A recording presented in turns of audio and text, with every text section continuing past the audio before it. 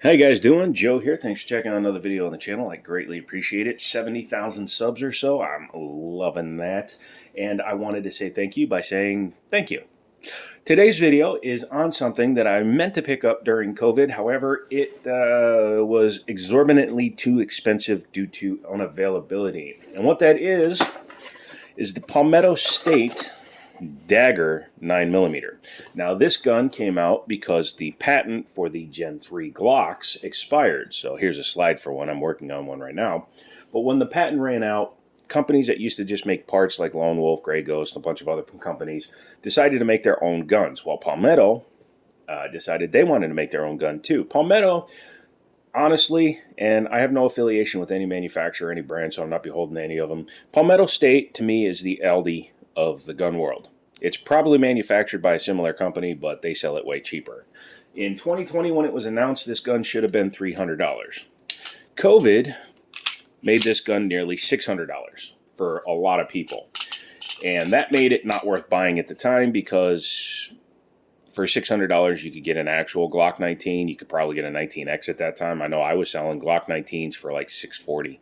So you could have gotten a 19X for $640 back in the day.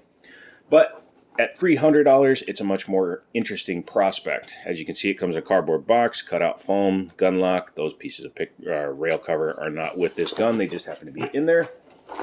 And you got your double stack 9mm imitation of Gaston's Polymer Wonder.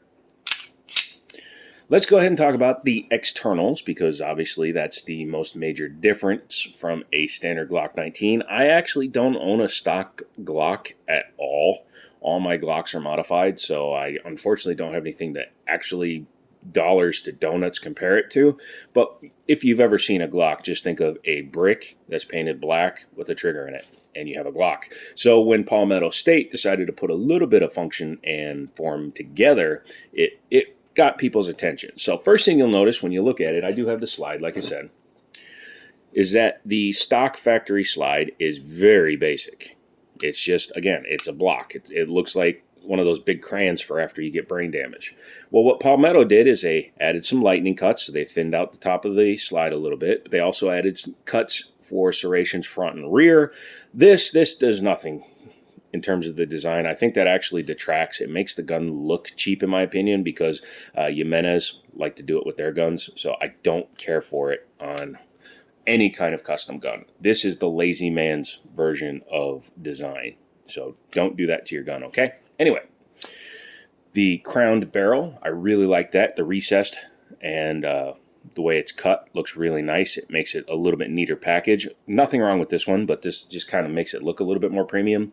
Stainless guide rod, take it or leave it. I would have probably had it coated black because that sticks out. The rest of the gun is black, and then you have this little dot of silver. It takes all Glock sights. This particular one has had its sights changed. It did come with basically a stock set of Glock style sights.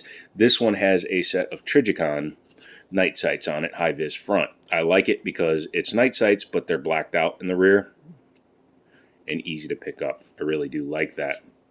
Coming down from the slide, standard Gen 3 style release here. The mag release is a little bit bigger on this particular one because this is a newer version of the gun. I believe this is the one they call the Extreme Carry Cut version, but it's a little bit more proud, so it hits pretty easily. Downside, number one, comes with PMags. Now, I'm not saying PMags are terrible, but what I am saying is these have been associated with most of the problems with these. A lot of the reviewers that were having problems switched to standard Glock mags, and most of their problems went away. However, you know, take it or leave it. I do prefer a steel insert magazine, so I would just spend the $29 or whatever it is to get actual Glock mags. Or if you have a bunch already, because that's the main reason somebody would buy this, is because they already have equipment. On this side, you can see it's flush just like a Gen 3. Standard takedowns. Up front, you have a standard Glock accessory rail, single slot. I wish they had done something more like a pick rail for a little bit more compatibility, but again, they're probably playing more towards the Glock crowd. Has a weird shape to the trigger guard. It's mostly for if you do that when you're running fast. Sometimes I do that, sometimes I do not. Depends on how my nerves are feeling. Undercut like Polymer 80 guns tend to have, or polymer 80 frames. It does feel nice. It allows me to get my hand on there. You can see my pinky's a little bit squished, but I have bigger hands. Single finger groove, not a big deal.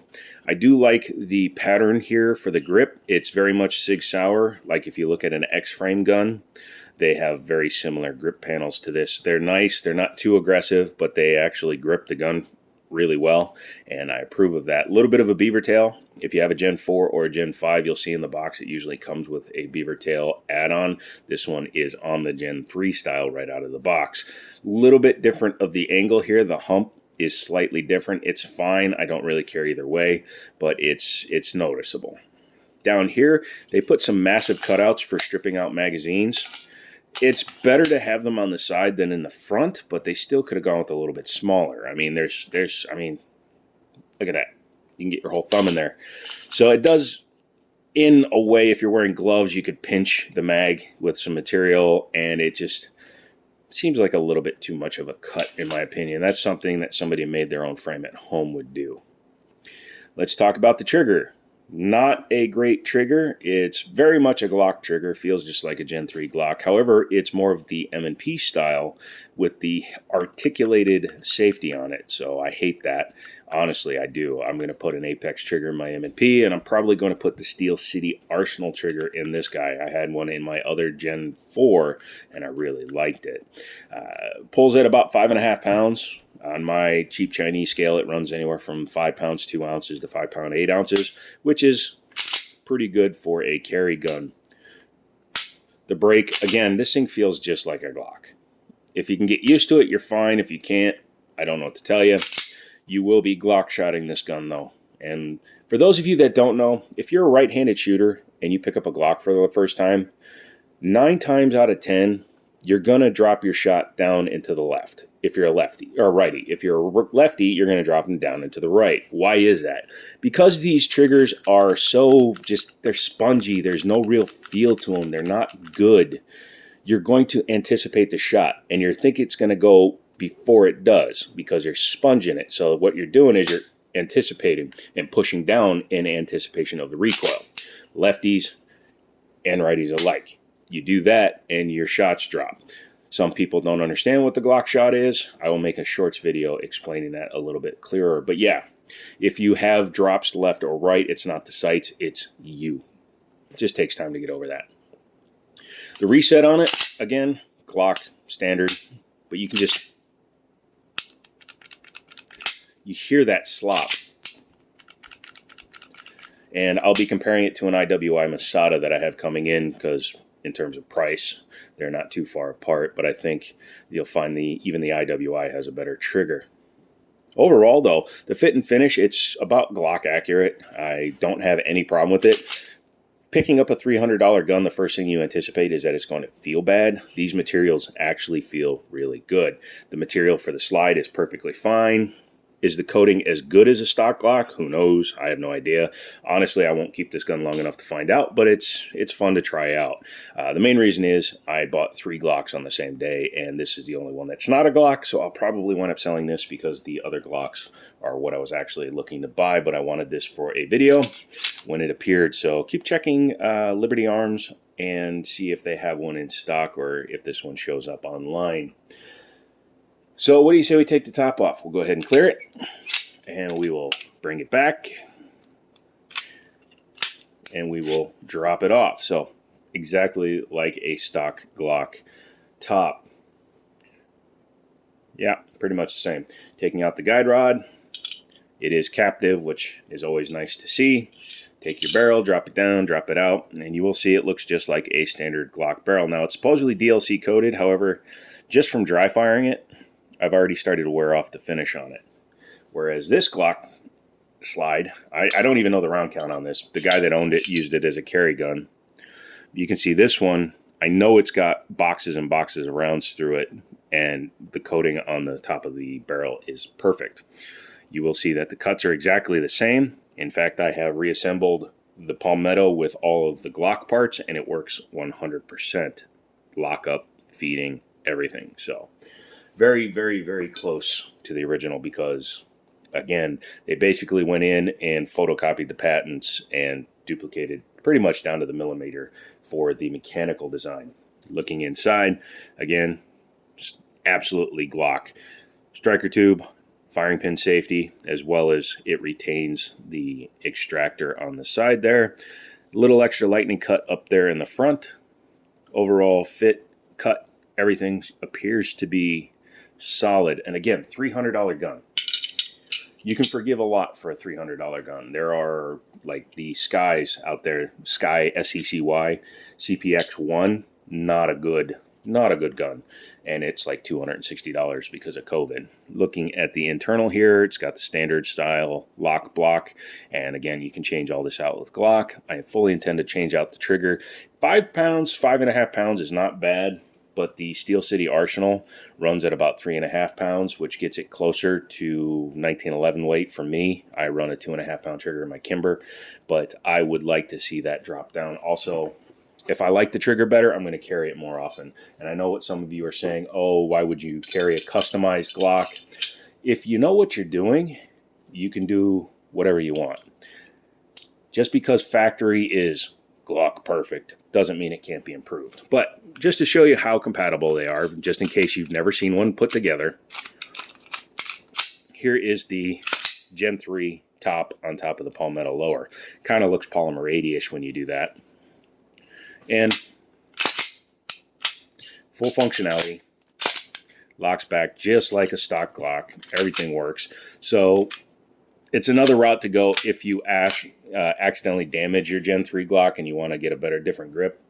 I will show you guys, this is the Glock 19's original frame.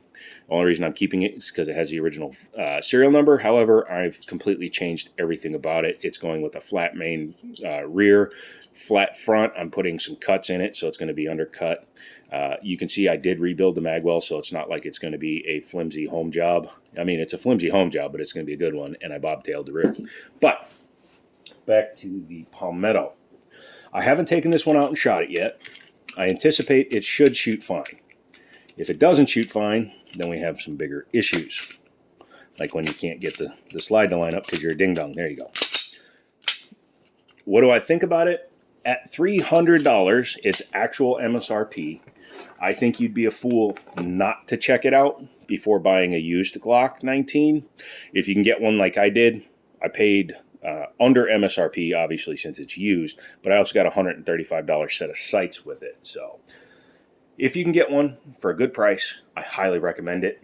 If you can't, buy one brand new, $300. $300 for something that takes all the Glock parts is a good deal. So let me know if you have one, how many rounds you got through it, how it shoots, if you've changed out the magazines. Also, I don't like PMag's goofy ass base plates. But yeah, let me know if you have one, if it shoots well, and what you would do to it to change yours. So come back for another video. Thank you guys for all the well wishes and the new subscribers. Let's get this over 100K and have some fun, because at 100K I get a YouTube partner, so I can bitch and bitch and bitch and bitch, and nobody can tell me to stop. So come back for that. Come back for another one. And as always, I'll talk to you later.